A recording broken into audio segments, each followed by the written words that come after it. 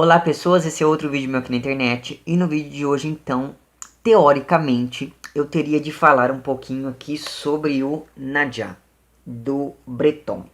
Só que qual que é o problema? Como eu disse pra vocês em um vídeo aí pra trás, eu percebi que para eu falar do Nadja eu precisaria falar do surrealismo. Porque o Breton, que é o cara que escreveu o Nadja, ele é um dos organizador, um dos não, ele é o organizador do movimento surrealista, né? Francês e por tabela que foi a França foi o centro irradiador do movimento surrealista. E o Nadja, ele foi um romance escrito com a tentativa de concretizar várias das premissas surrealistas, vários dos pressupostos estéticos que o Nadja coloca lá no manifesto surrealista, ele vai tentar trazer aqui para o Nadja. Então, eu achei que não tem como a gente falar desse livro sem antes saber o que é minimamente o surrealismo, sobretudo porque foi o autor aqui do livro, foi o cara que escreveu os documentos que nortearam as produções artísticas dos surrealistas. E quando eu digo os documentos, são lá o primeiro e o segundo manifesto surrealistas. E quando eu digo que nortearam as produções artísticas e não as produções literárias, é porque o surrealismo ele foi um movimento extremamente ligado à arte de uma maneira geral. Então ele não se restringiu apenas à literatura ou apenas à pintura ou apenas, enfim, ao cinema. Nós temos, por exemplo, Breton na literatura, nós temos, sei lá, Magritte, nós temos o Dali, nós temos a Remedios Varó, que é a minha pintora favorita. Inclusive o nome do canal é por causa de um dos quadros dela. Nós temos esse pessoal todo na parte das artes plásticas.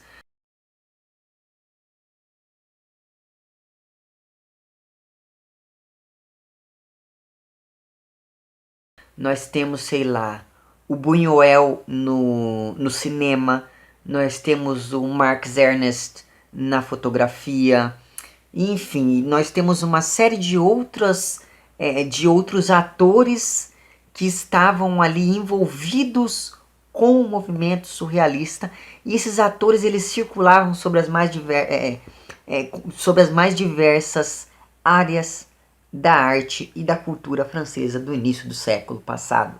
Então é muito complicado a gente pensar no surrealismo como um movimento único e exclusivamente literário, que é o que nós vamos fazer aqui, mas eu quero que você sempre tenha em mente isso, de que apesar de nós estamos falando da literatura, o surrealismo ele foi um movimento extremamente amplo, extremamente rico do ponto de vista cultural e extremamente complexo do ponto de vista dos pressupostos estéticos, mas também das próprias temáticas.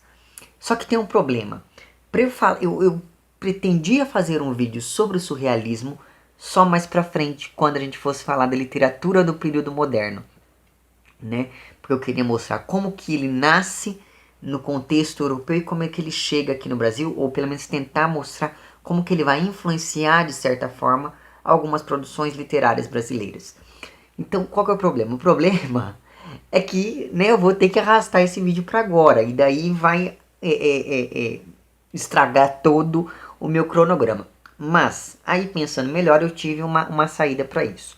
Neste vídeo que você está assistindo agora, nós vamos comentar um pouquinho de algumas das principais características do movimento surrealista. E daí depois, quando nós chegamos na literatura moderna, aí a gente volta aqui e tenta aprofundar um pouquinho mais a discussão para ver como que isso se constitui de fato. Para tanto, eu sugiro fortemente que você leia pelo menos o primeiro manifesto surrealista, ou de preferência leia os dois, né, do André Breton.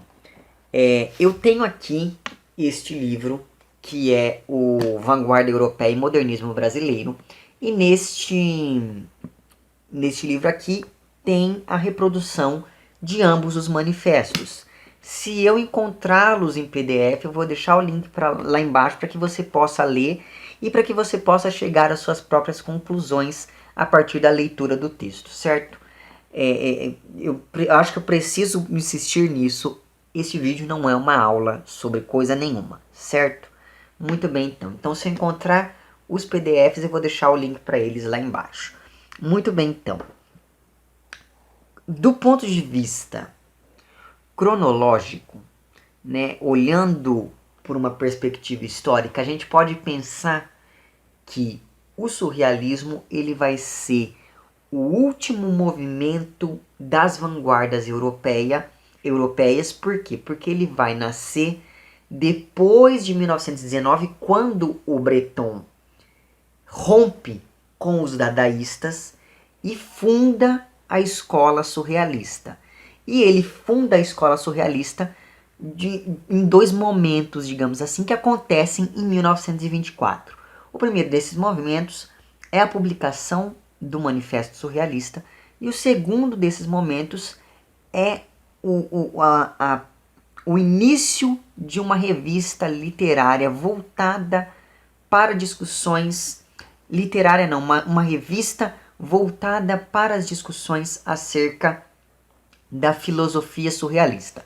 E a filosofia surrealista, a ideologia surrealista, ela é extremamente ancorada, pelo menos nessa primeira fase de produção, nas teorias do Freud.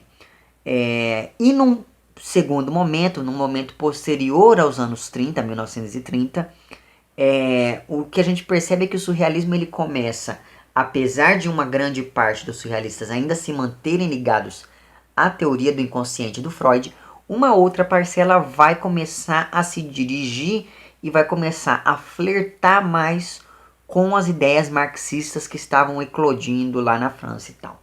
Não que estavam eclodindo naquele momento, mas que estavam voltando à voga naquele momento. Enfim, então perceba que o que nos interessa agora é entender como que o Freud, como que a figura do Freud vai influenciar no movimento surrealista desta primeira leva ali dos anos 20. E é claro, eu não entendo muita coisa sobre o Freud, apesar de ter lido bastante coisa do Freud, eu não estudei a obra dele de uma maneira muito aprofundada, então pode ser que eu esteja falando uma bobagem aqui, então você me corrija fazendo favor. Mas o que me parece é que um dos pilares da filosofia do Freud seja a ideia do inconsciente. E uma das coisas interessantes e que tem uma imagem bem ilustrativa, que é que a nossa consciência é a ponta do iceberg e o nosso nível inconsciente é muito maior do que o nosso nível consciente, não é? Então, teoricamente, o que acontece? No nosso nível inconsciente é que a gente entra em contato com quem nós verdadeiramente somos. Por quê? Porque a nossa consciência ela tem que se moldar a uma série de regulamentos sociais. Então o Nicholas, ele conscientemente ou às vezes inconscientemente escolhe esconder alguma coisa dos outros para que ele não seja mal julgado, mal visto, enfim, por seus pares, digamos assim. É claro, muitas vezes a gente faz isso de maneira inconsciente e esconde coisas de nós mesmos. Então perceba que, teoricamente, então, existe uma linha e você só se conhece dessa linha para cima, dessa linha para baixo, você é um desconhecido para si próprio. E é claro que é interessante a gente perceber que isso não é uma coisa totalmente nova, né? O Nietzsche já dizia isso, né? O Nietzsche já tinha essa ideia de que nós não mandamos no nosso pensamento, e eu estou simplificando bastante, mas que nós não temos controle suficiente para poder ministrar aquilo que nos vem à mente em determinados momentos. É como se o pensamento que nós temos nos controlasse e não o contrário. Então essa ideia ela vai ser incorporada na filosofia do Freud e ela vai ser aprofundada, retrabalhada, enfim. E agora eu estou pensando, devia ter feito um vídeo primeiro sobre o Nietzsche e depois fazer esse vídeo, mas agora já foi. Enfim, de modo então que o que acontece? Acontece que nós temos essa ideia de que há algo em nós que é desconhecido para nós mesmos. Como diria lá o Nietzsche, algo pensa em mim. Então perceba que não sou eu quem penso, mas algo que está pensando em mim. Para o nosso amigo Freud, esse algo que pensa por nós é o nosso inconsciente. Só que justamente por ser inconsciente, essa nossa parte, ela não se revela diretamente para nós. Essa parte ela só se revela em alguns momentos específicos, e o principal desses momentos é justamente por meio dos sonhos. Então, quando a gente sonha, a gente entra em contato com com o nosso verdadeiro eu. Então, perceba que a partir do momento em que eu admito isso, eu estou admitindo que eu só vivo integralmente como eu só sou aquilo que eu sou de fato quando eu estou sonhando. Ou seja, o sonho é mais importante para a constituição do indivíduo do que a consciência, porque é o sonho que nos coloca em contato conosco mesmo.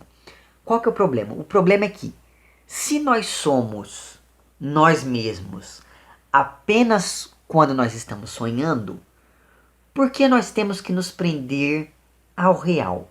Por que eu tenho que seguir convenções que são alheias à minha vontade e alheias ao meu subconsciente, de modo a agir em consonância com esses fatores que não são intrínsecos a mim? Eu não sei se eu estou me fazendo entender, mas é uma coisa mais ou menos assim. Se eu só sou eu quando eu estou dormindo, por que eu tenho que ser outra pessoa quando eu estou acordado? Então, nesse sentido, quando os surrealistas eles se dirigem à filosofia do Freud, quando eles se dirigem às teorias do Freud, eles acabam dando a sua arte, o surrealismo ele acaba dando à arte um viés extremamente emancipador do indivíduo. Por quê? Porque teoricamente, então, por meio do surrealismo, o indivíduo ele não precisaria seguir nenhuma lógica, ele não precisaria seguir nenhuma razão, ele não precisaria seguir o estado da família ou o estado da religião, a entidade família, a entidade religião, a entidade Estado, a entidade sociedade, e ele deveria seguir apenas a si próprio por meio dessa busca pela manifestação do inconsciente. Então, nesse sentido, recorre-se a uma série de elementos que vão pôr o homem, que vão colocar o indivíduo em contato com este lado oculto. E quando eu estou falando com este lado oculto, em um primeiro momento pensou-se muito nessa questão toda do ocultismo mesmo. Mas esse oculto não é um oculto, o indivíduo entrando em contato com o oculto no mundo. Não é eu indo buscar, sei lá, uma seita diabólica do Pazuzu. Não. É eu entrando em contato com aquilo que é oculto em mim mesmo. E esse algo que é oculto em mim mesmo é o meu próprio inconsciente.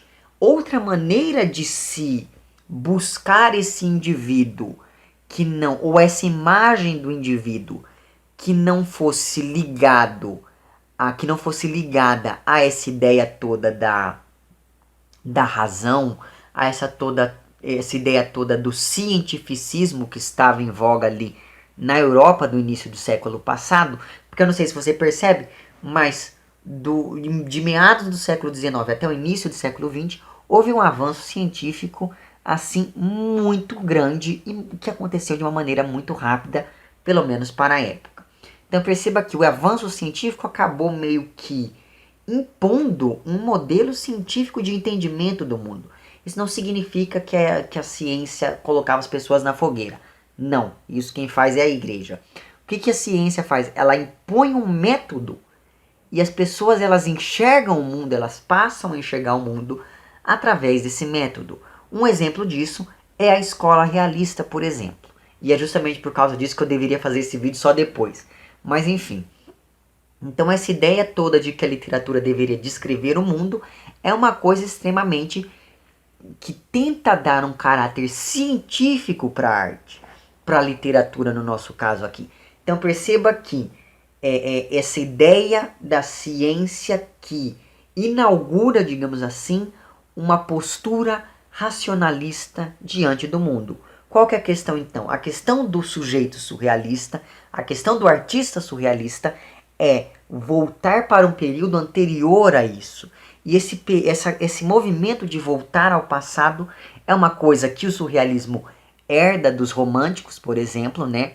Só que tem um diferencial.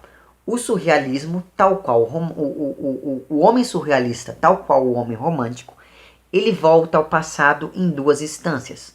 Tanto o passado coletivo, que é o passado histórico, e daí quando a gente pensa no passado histórico, a gente está pensando em um homem que é, ou melhor dizendo, em um indivíduo que é livre dessa realidade racionalizada, dessa realidade permeada por esse racionalismo científico.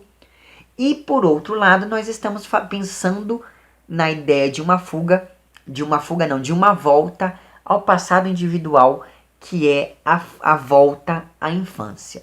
Qual que é a diferença entre esse movimento no surrealismo e no romantismo? Enquanto no romantismo essa volta para o passado tinha uma ideia de fuga do real, quando a gente observa essa volta para o passado no surrealismo, a gente percebe que é uma volta a um estado do homem antes dele se envolver com o ser social. Então é como se, voltando ao próprio passado, o sujeito entrasse em contato consigo mesmo de uma maneira mais íntegra, porque quando nós somos, de uma maneira mais autêntica, porque quando nós somos crianças, nós somos autênticos, nós não ligamos para o que os outros vão pensar de nós. Então essa volta à infância tem essa questão toda, que é uma questão totalmente diferente da questão romântica, mas ainda assim dá pra gente fazer essa aproximação. Enfim, então perceba que, como eu disse para você, uma das maneiras de você entrar em contato com o seu inconsciente, de você entrar em contato com esse seu lado oculto, é justamente por meio dos sonhos. Só que os artistas surrealistas precisavam trabalhar esteticamente esse inconsciente, essas manifestações do inconsciente. Então, apoiando-se numa técnica que era usada ali pelos psiquiatras e pelos, como é o nome daquilo? Psicanalistas da época, que era aquela coisa que você deve conhecer, que é a questão da associação livre, que é, eu falo uma palavra, você fala a palavra que vem imediatamente à sua mente. Então, essa era uma outra maneira de acessar o subconsciente do indivíduo.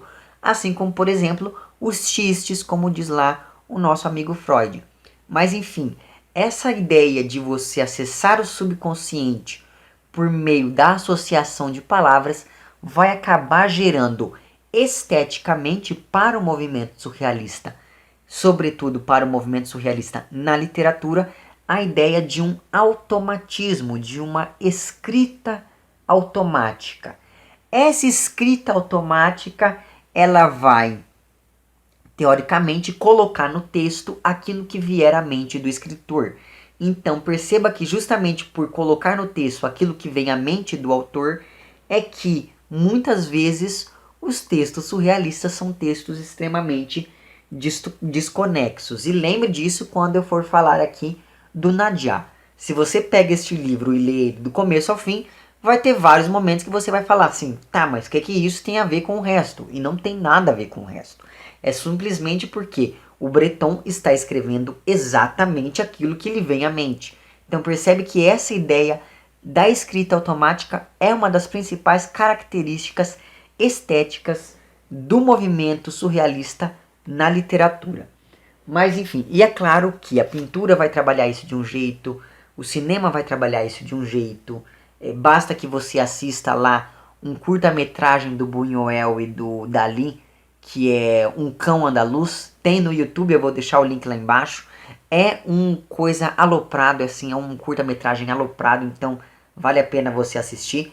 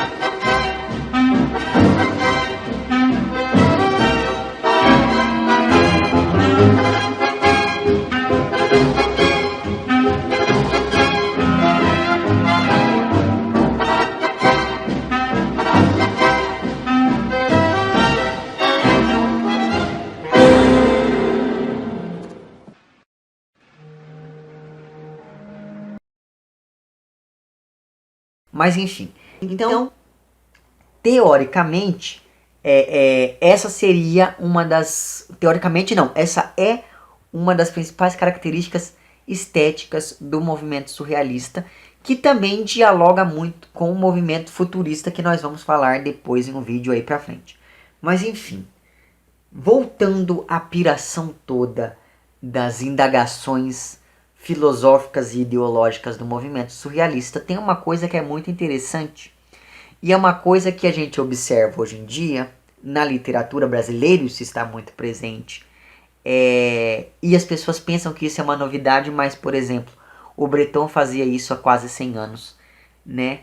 Que, sei lá, por exemplo, o Chico Buarque já fez isso, o Ricardo Lísias fez isso, o Mutarelli, de certo modo, fez isso também, que é a questão da autoficção. Porque veja bem o seguinte, se o real, se o mundo empírico aqui, o mundo empírico que é esse no qual você vive, se o mundo empírico não te põe em contato com a sua verdadeira vida, ele não pode ser considerado muito real, uma vez que você vive no real. Mas o real é o sonho. Portanto, o mundo real que nós vivemos, ele não precisa, teoricamente, ser distinto do mundo ficcional. O que eu estou querendo dizer? O que eu estou querendo dizer é que os surrealistas perceberam que, a partir do momento em que eu digo que o sonho é que é a realidade, eu estou dizendo que a realidade não existe, ou que a realidade é um tipo de invenção. A realidade é uma invenção que nós convencionamos de compartilhar aqui. Nós convencionalmente compartilhamos de um mesmo mundo. Mas na verdade a nossa realidade é muito mais interior do que exterior.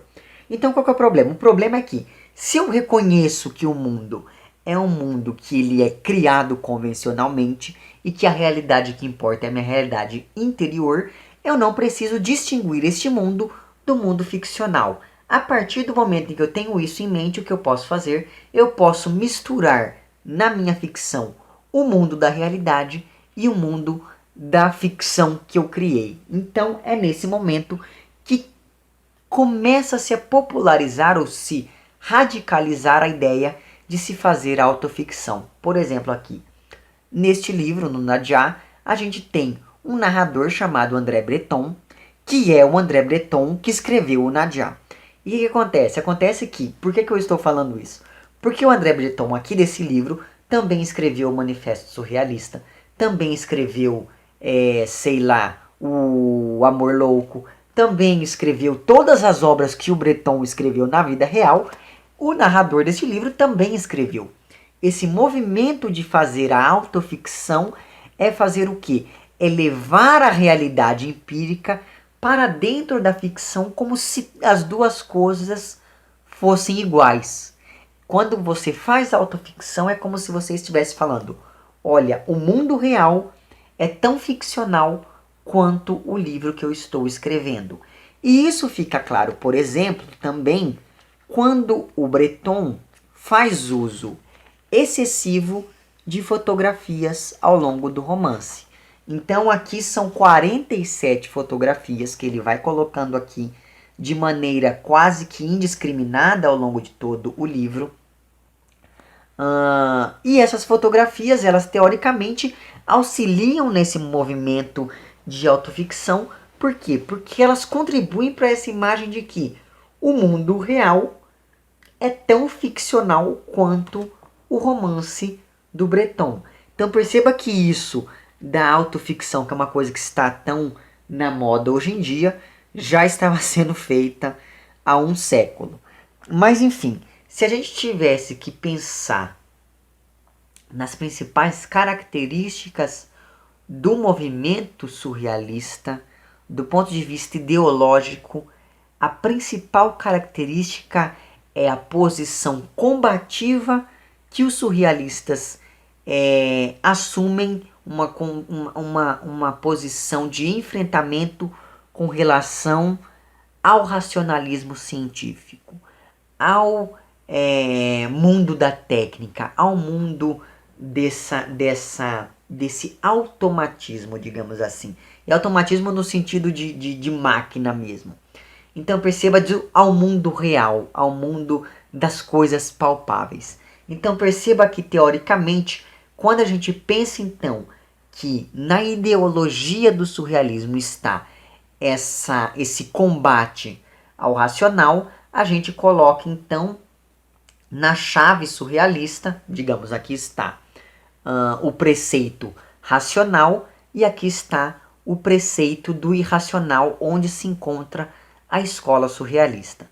O que acontece? Acontece que, teoricamente, então, o que nasce desse racionalismo em termos de literatura e de artes de um modo geral é justamente o realismo, cuja principal característica estética é o descritivismo.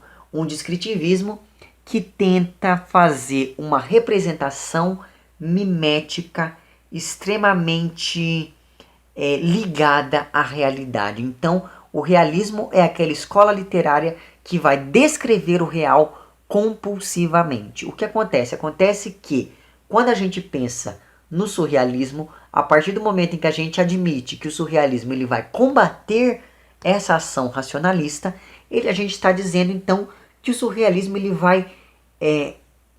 vai substituir a descrição por outra coisa.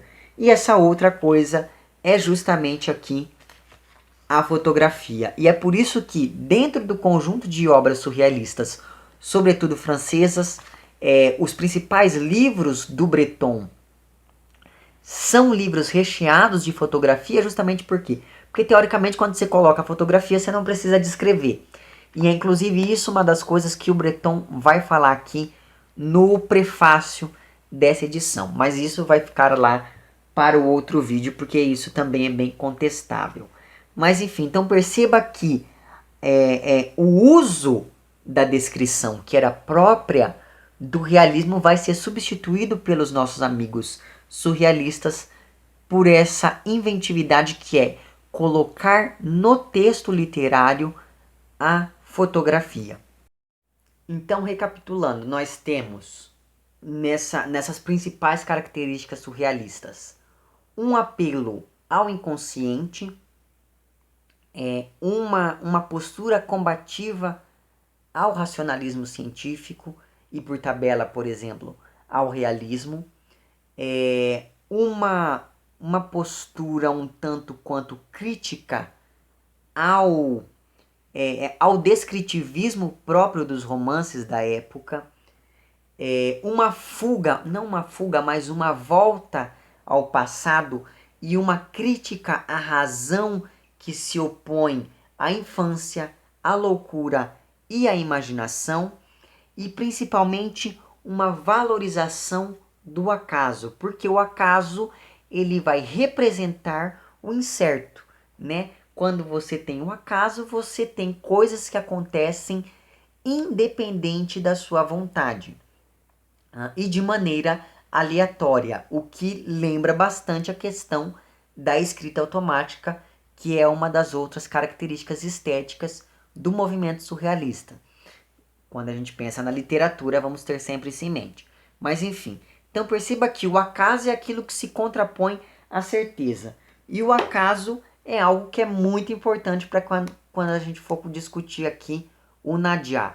Mas enfim, então perceba que essa valorização do acaso vai acabar fazendo com que ressurja nos textos literários a figura do Flaner, que foi pensada lá pelo Baudelaire no Pintor da Vida Moderna. Então perceba que o Baudelaire ele cria essa imagem do poeta enquanto um sujeito que ele flana, que ele vaga pela sociedade, captando aqui e ali alguns aspectos dessa sociedade para transformá-los em arte. E eu estou simplificando bastante a coisa aqui. Mas enfim, essa figura ela vai ser retomada pelos surrealistas na medida em que a maioria dos romances surrealistas vão acontecer na rua. Vão acontecer ali com esses personagens circulando pelas ruas de Paris em busca de algo que possa ser convertido em literatura. Então perceba que essa valorização do acaso é uma coisa bem importante também para os nossos amigos surrealistas. E é claro, a gente tem que pensar, por exemplo, o Breton no manifesto, no primeiro manifesto surrealista, ele faz uma crítica ferrenha, ele critica, ele desce a lenha, ele desce o pau de verdade no caráter, entre aspas, anedótico dos romances, como por exemplo, ele chega inclusive a citar o Crime e Castigo do Dostoiévski. Então ele diz que a partir do momento em que o escritor se coloca na posição de uma criatura, de um sujeito, que vai contar uma história, e não só contar, mas descrever um ambiente dessa história, ele está tolhendo a própria imaginação. Então, a partir do momento em que você fala, eu vou contar essa história, você está abrindo mão de contar todas as outras histórias possíveis, e isso acaba fazendo com que você foque toda a sua capacidade imaginativa em uma única atividade, e isso teoricamente não é uma coisa muito boa para o resultado que vai ser a obra literária. Então a ideia de que o descritivismo ele vai contra a imaginação. A imaginação é uma coisa que deve ser valorizada e a imaginação é uma coisa que a gente não controla. Você não controla a sua própria imaginação. Você tem que deixar a sua imaginação fluir e é justamente nesse momento que entra a questão da escrita automática e é justamente por conta disso que os textos surrealistas são textos extremamente esquizofrênicos, extremamente desconexos consigo mesmos. Então, assim, é preciso você ter tudo isso em mente quando você for pensar em um texto surrealista. E é claro que, do ponto de vista estético, o movimento surrealista ele vai aprofundar várias das questões que haviam sido postas tanto pelos românticos quanto pelos simbolistas no fim do século. Por exemplo, a questão da subjetividade dos românticos e dos simbolistas, né? A questão do eu subjetivo que fala no texto é algo que vai ser retomado pelos surrealistas e vai ser aprofundado e vai falar, não só a subjetividade é uma das maneiras do inconsciente se manifestar. Então, nós não sabemos o quão subjetivos nós somos. Então é justamente isso que é uma das questões que vai voltar lá na estética e nas temáticas surrealistas. Outra, digamos assim, o surrealismo ele se sustenta por um tripé. Um dos tripés é justamente o resgate dessas questões românticas, sobretudo a questão da subjetividade. Em um segundo momento, nós temos lá, perceba, 1924, quando sai o Manifesto Surrealista, a Primeira Guerra Mundial havia ali, né? Estava ali na esquina. Então perceba aqui o que acontece. A partir do momento em que o homem europeu olha para a realidade, o que a gente percebe do ponto de vista histórico que nós estamos hoje é um crescente, e eles também percebiam isso, é um crescente desgosto com a realidade, é um crescente pessimismo com relação à realidade. Então, essa aura do pessimismo que vai retomar lá as questões simbolistas vai fazer parte também da estética e da temática surrealista. Essa repercussão, as repercussões sociais, históricas, ideológicas, culturais que a Primeira Grande Guerra surtiu na sociedade europeia vão repercutir fortemente e vão servir como uma dessas pernas desse tripé que vai sustentar um movimento surrealista. E a terceira outra perna desse tripé é justamente a consolidação do sistema capitalista. Porque no sistema capitalista nós temos lá a sociedade da técnica. Então, se você faz algo de útil, você é bom. E uma coisa útil é uma coisa que rende dinheiro, que vai alimentar esse sistema. O que acontece? Acontece que a arte é uma coisa que não rende dinheiro. A arte, então, é uma coisa, aspas, inútil. O artista é um cara que não faz nada. O artista é um cara vagabundo. O artista é um cara que não tem uma função social. Então é a partir desse momento que nós temos o terceiro tripé, que é quando a arte, a partir do momento em que ela é mal vista pela sociedade, ela vira as costas para a sociedade e, retomando princípios que remontam lá ao Mallarmé, ao Rimbaud e ao próprio Baudelaire, vão fazer o quê? Vão começar a fazer aquela ideia da arte pela arte, nesse primeiro momento das manifestações surrealistas.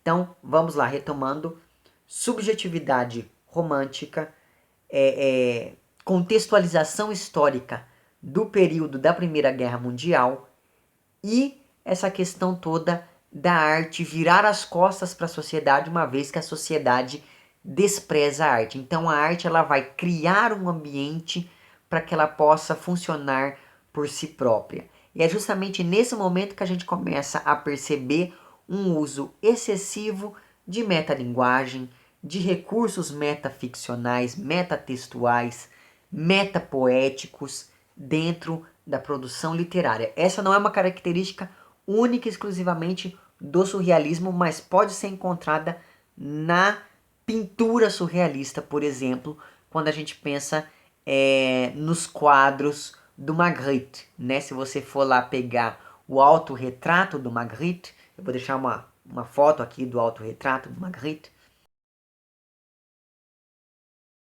Se você for pegar esse retrato, ele é a pintura de uma pintura. Então perceba que essa ideia de que a arte ela pode se retroalimentar sem precisar do mundo exterior a ela. Por quê? Porque este mundo virou as costas para a arte. Então a arte também vira as costas para o mundo. Então esse é o tripé que vai ali conduzir essas primeiras discussões da escola surrealista. E é justamente tudo isso que nós temos que ter em vista quando nós formos pensar aqui no Nadia do Breton, que é claro, eu vou falar isso em outro vídeo. E perceba que eu ia fazer um vídeo rapidinho, só para falar de algumas das características. E esse vídeo tem, sei lá, 40 minutos. Então vou encerrá-lo por aqui. E lembra lá, todas essas questões que eu fui colocando aqui neste vídeo serão aprofundadas em um vídeo mais pra frente, ou é isso que eu vou tentar fazer. Certo? Era isso então.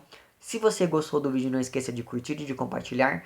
Caso não tenha gostado, não esqueça de dizer lá embaixo por que não gostou. Se você está inscrito no meu canal, muito obrigado pela sua inscrição. E caso não esteja inscrito, se inscreva também lá embaixo. É isso então. Um abraço para vocês todos e até um próximo vídeo. Tchau.